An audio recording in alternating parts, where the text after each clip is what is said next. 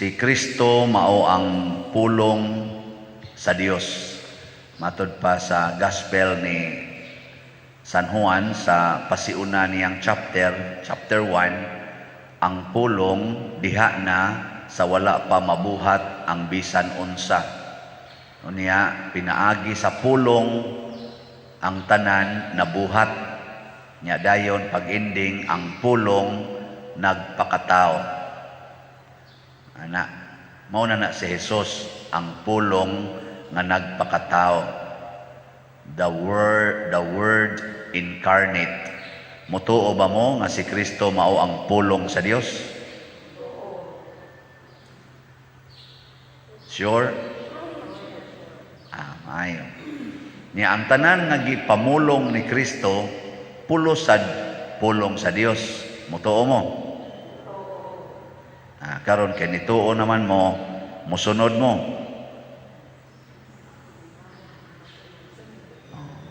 Na.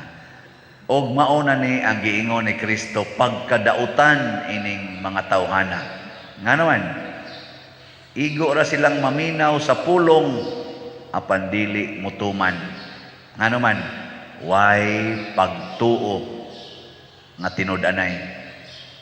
Muna dinhi sa unang pagbasa, si San Pablo iyag yung gipamatud-an nga nabilanggo siya tungod sa pagsunod ni Kristo.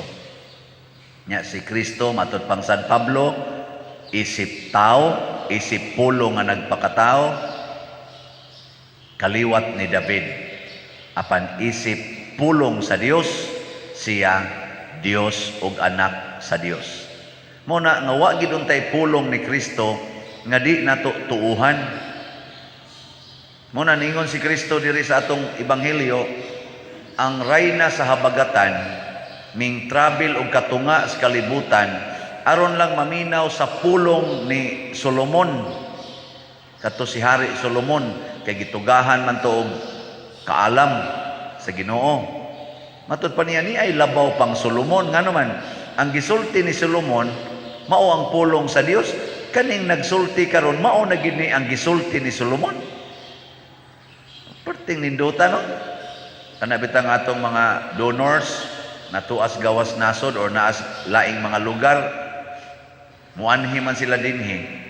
Sa sige lang gid mi kakita aning imong simbahan pader karon ni ana gyud mi.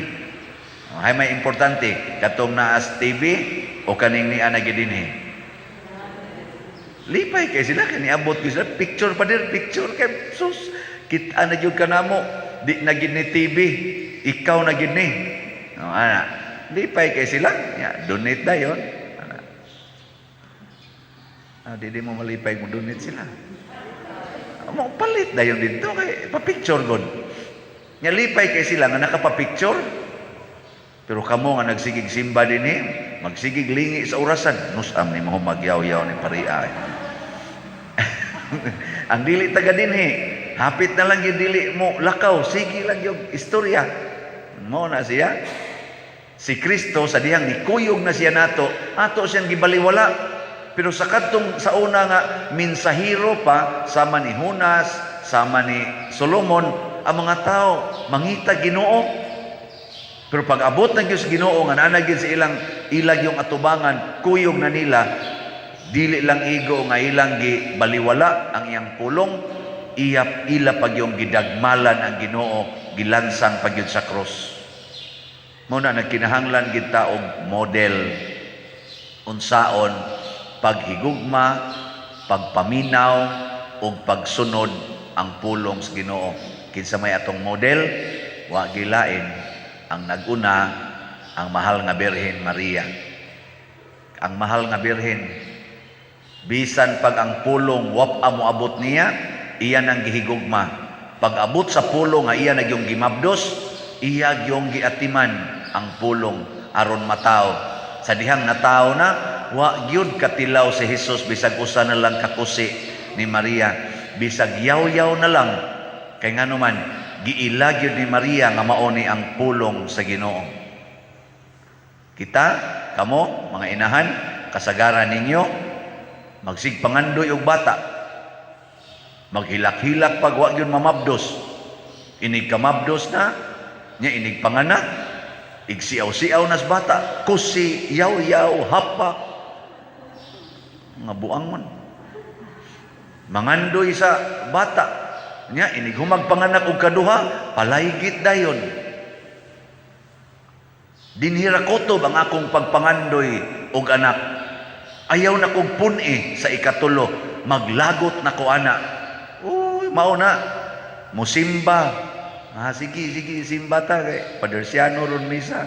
May Padersiano kay sige pasiaw di tadukaon, pero inig-ingong Padersiano, ang inyong mga koral basig nakahuot na nasdan. Ang inyong mga tanom basig nakahuot na nasdan. Hala, pamutla na. Iirog na ng inyong koral. Aday duko-dukon, nanasad. Ana. Di ba? Namang mauna ang nakapahimo na tong dautan. Nga naman, mas mutuo tas kalibutan nga hinimo sa pulong kaysa pulong nga naghimos kalibutan. Muna nakaapa na to. Mas mutuo ka ng imong tupad nga muingon nimo, patagman ang anak nimo, oy, may sadang disiplinahon, latusa sad na, oy. Tanawa na akong anak nga linatos. Tanawa, musunod gyud nako kana imong anak gahi kay wa magud nimo disiplinahagon. Unsa may sugo sa Ginoo?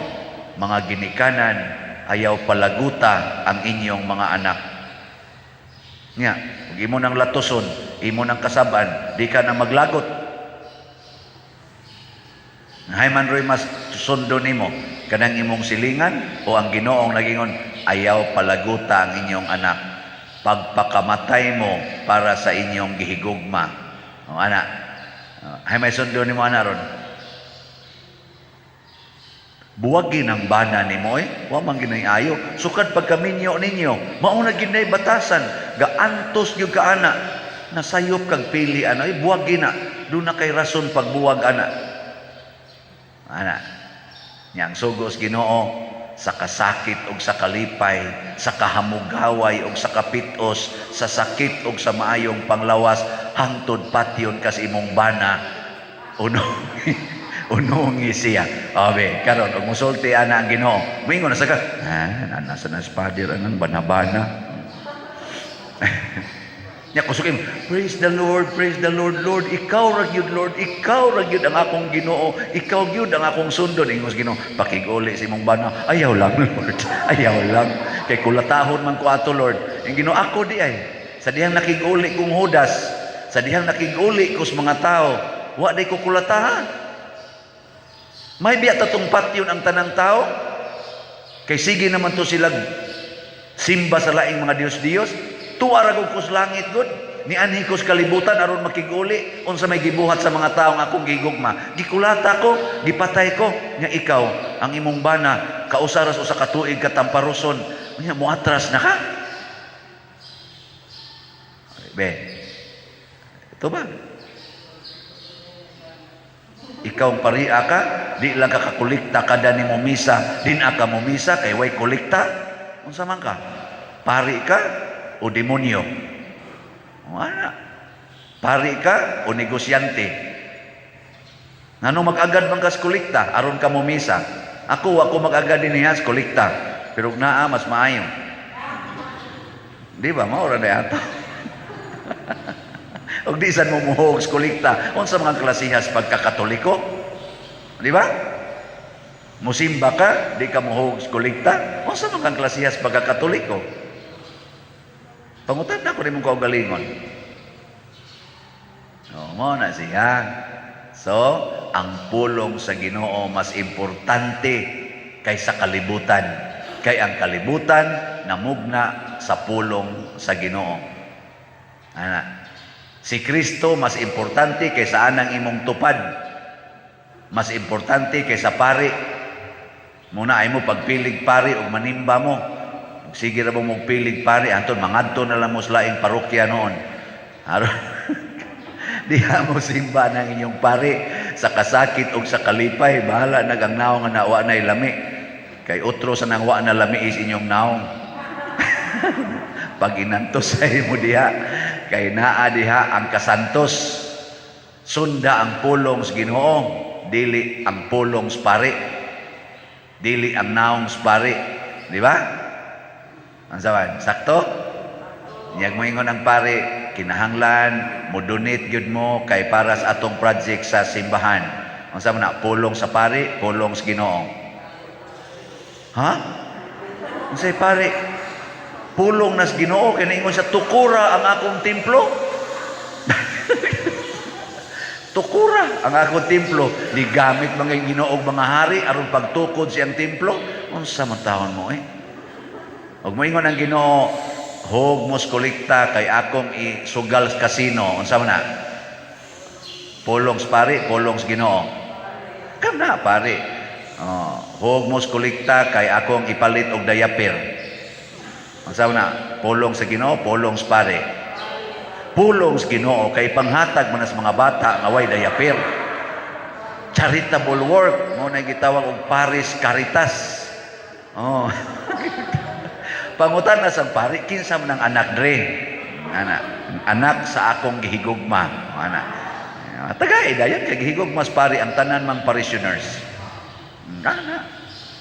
Nya magduda ka. Sundi ang pari asa padung. Mao na siya. Kamaotang maminaw ba sa pulong sa Ginoo, dili maminaw sa pulong sa tao. Kay mao na roy nakapahimo na tong dautan. Ang atong salmo responsoryo nag-ingon nga unsa to? Ang Ginoo nagpahibalo sa iyang kaluwasan. Nganong wa man gid nimo honong ang COVID? Maluwas pa ka tani sa inyong paminaw? Na ay akong suod kaayo nga higala og ako gining magkasangpiton og nanay mga sound system, nagtrabaho sa usa ka ospital niya, kalit lang og kamatay kay nadaot ang baga, abot pa ris utok. Atong iyampo din nga sus manghod in taon kay nanako minako mut naabot na baka nag 40 edad na. Usa ka amahan, buutan nga amahan naningkamot sa pagtrabaho, pagpangal siyang pamilya, ngadto sa simbahan sa iyang mga anak ug sa iyang asawa, buutan sad kaayo, katikista sa nanakos una during summer catechesis. Kalit lang kamatay. Kamo pa ka ha? Patay mo matiwasuno na guni kasagaran din ni nanimba. Pero ang kaluwasan nga gihisgutan sa Ginoo dili ang kamatayon dinhis kalibutan. Di ni mo kaluwasan kay hasta siya 33 ra iyang edad patay na. Ang importante sa Ginoo ang atong kalag. Mao na magpangmustahay ta, kumusta ang akong kalag? Wa ba kay sala? Wa ba ka ko magsigig supak sa sugo sa Ginoo? Naghigugma ba ka ko sa akong isig katao?